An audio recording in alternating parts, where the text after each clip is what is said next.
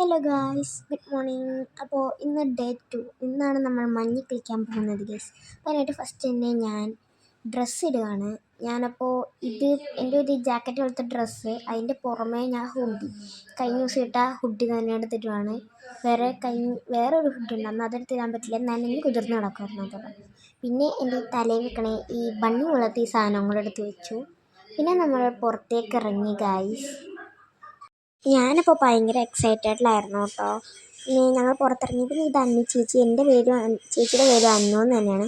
അപ്പോഴൊരു ഒരു കൂട്ടുകാരൻ്റെ മകളാണ്. പിന്നെ പുറത്തേക്കുള്ള വ്യൂ നല്ല രസമായിരുന്നു. വലിയ മരമൊക്കെ ഉണ്ടായിരുന്നു കുറേ.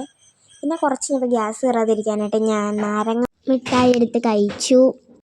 ഇപ്പം കാണുന്ന ഈ ഒരു മലയിലേക്കല്ല നമ്മൾ പോകണം, നമ്മൾ വേറൊരു മലയിലേക്കാണ്. പിന്നെ നമ്മൾ ജാക്കറ്റൊക്കെ എടുത്തിട്ടു, മഞ്ഞിലേക്കല്ലേ പോണേ. അപ്പോൾ ജാക്കറ്റൊക്കെ എടുത്തു, പിന്നെ ഗ്ലൗസ് എടുത്തിട്ടുണ്ട്. കുറേ നേരത്തെ കാത്തിരിപ്പുള്ളിൽ നമ്മൾ മഞ്ഞ് കണ്ടു ഗൈസ്. ഇടയ്ക്ക് പപ്പയും ഹലോ ഗൈസ് എന്നൊക്കെ പറയുന്നുണ്ട്.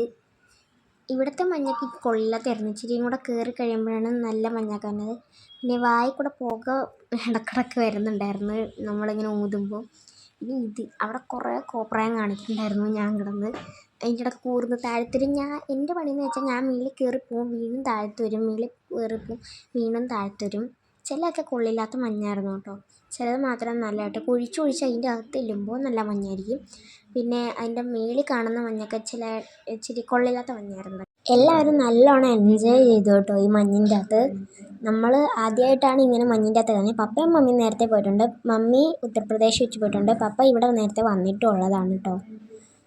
ഇതാണ് ഞാൻ പറഞ്ഞത്. ഇത് കാണുമ്പോൾ തന്നെ മനസ്സിലാവും എനിക്ക് മഞ്ഞിൻ്റെ അകത്ത് എങ്ങനെ കയറേണ്ടതെന്ന് അറിഞ്ഞൂടാ.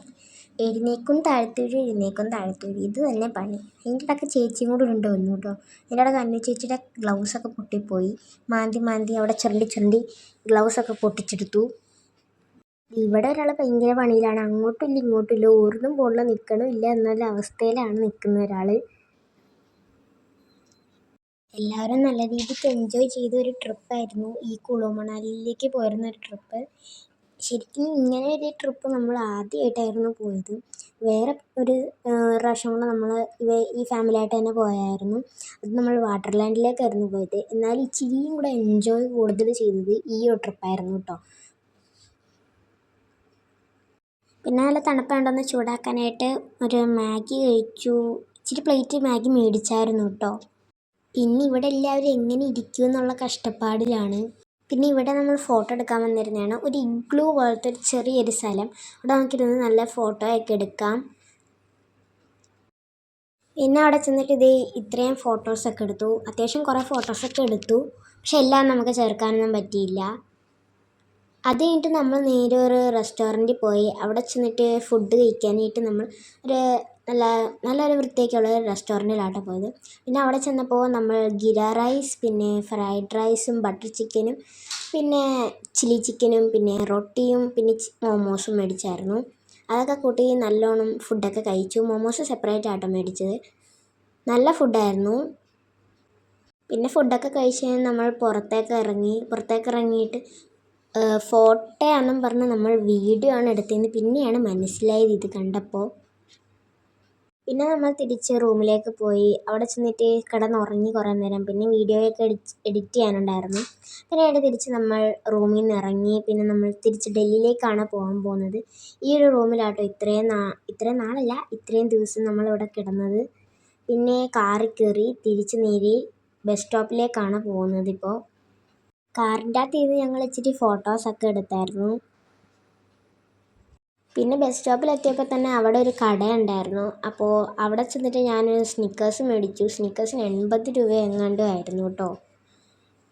മറ്റേ ബസ്സിൻ്റെ അത്രയും ക്വാളിറ്റി ഒന്നും ഇല്ല കേട്ടോ ഈ ബസ്സിന്. പിന്നെ ബസ്സിൽ കയറിയപ്പോൾ തൊട്ടേ ഞാൻ നല്ല ഉറക്കമായിരുന്നു. ഇതിപ്പം മോർണിംഗ് ആയി, എനിക്ക് വീഡിയോ എടുക്കാൻ പറ്റിയില്ലായിരുന്നു. ഞാൻ കയറിയപ്പോൾ തൊട്ടേ നല്ല ഉറക്കമായിരുന്നു.